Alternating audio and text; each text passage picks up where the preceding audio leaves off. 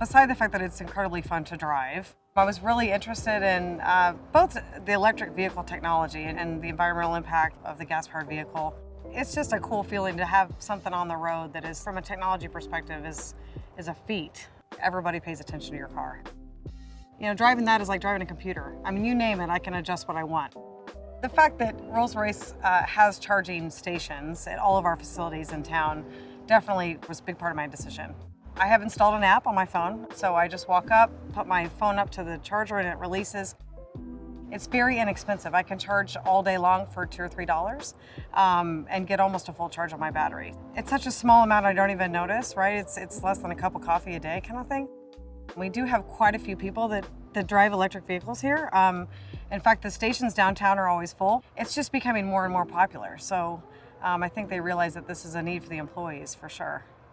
I guarantee if you went to Apple, Google, any new, really ahead of their time company, they're gonna have charging stations. It just speaks volumes to me about how advanced your company is, how aware they are of their environmental impact, and culturally kind of where they wanna fit. This is definitely a generational thing. Young people are driving these. That's all there is to it. Anybody that's trying to attract young talent, just from a retention and attraction perspective, it's something to be aware of.